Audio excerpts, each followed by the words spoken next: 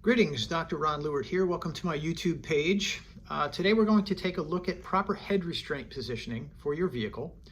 I want to emphasize that the head restraint portion of your seat is not a headrest. And early when car manufacturers introduced the head restraint, they didn't really care for the word restraint as it implied danger. And so therefore they sort of coined the term headrest. Well, it's not headrest, and it's very important that we position it high and close to the head so as to protect you in a rear impact collision. Now, there's no guarantee with the proper head restraint positioning that you'll avoid injury completely. However, chances of avoiding a more serious injury are likely. So let's take a look at some of the information here. Hopefully you find it interesting. Please like and subscribe. And once again, these short videos are intended to provide you with practical, useful information for your family, mostly involving safety and vehicular accident avoidance. So let's take a look. So this is our initial slide here. I'm Dr. Ron Lewert. Our office is Medical Consultants of South Florida here in Coral Springs. So motion during a collision will cause the seat back. As you can see, the vehicle is moving forward as well as the seat back. It will push into the curves of the spine, changing the cervical spine curve from a normal C-shaped into an S-shape. And that is because the base of the spine is struck by the seat back. Additionally, the normal upper back curvature straightens out, causing the vertebra to sort of become crushed and shoved into a small space. And this is called ramping. This is very dangerous because it changes the way the vertebrae move during the collision. It changes the way the vertebrae move in relation to each other during the collision. So normally the facet joints here glide smoothly, okay? And they allow for smooth equal movement of each of the motion segments. But with this ramping phenomenon, what happens is the instantaneous center of rotation between these vertebrae changes. And as Yang indicated here, axial compression causes loosening of the ligaments and therefore makes it easier for shearing forces to cause injury to the cervical spine. This diagram here shows, again, motion of the vehicle in the forward direction.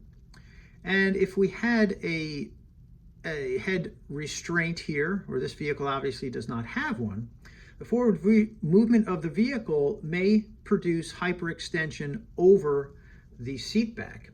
And so head restraints that are positioned in the low position are dangerous, increasing the acceleration of the head and neck, as well as the shearing forces coming across the deep cervical spine structures.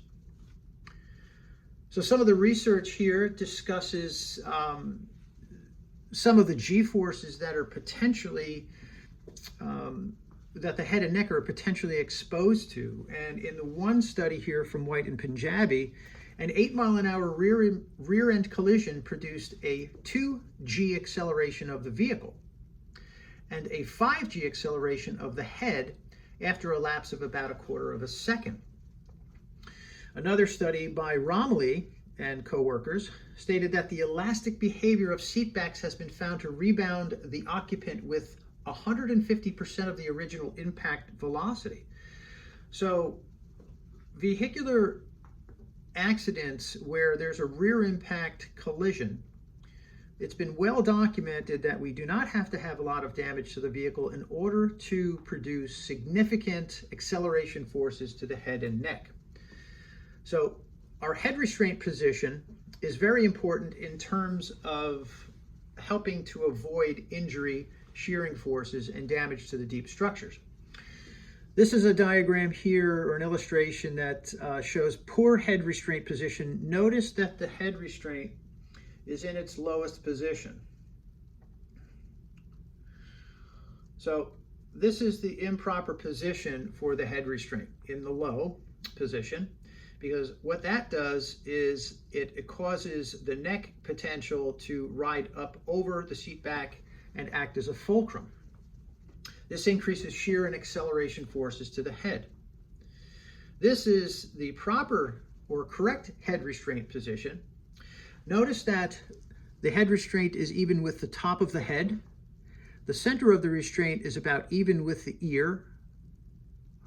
And the space between the head restraint and the head is minimized or minimal compared to in having the head restraint in the low position. So very specifically, the center of the head restraint should be at the level of the top of your head. I'm sorry, at the level of your ear, and the top of the head restraint should be at the top of your head.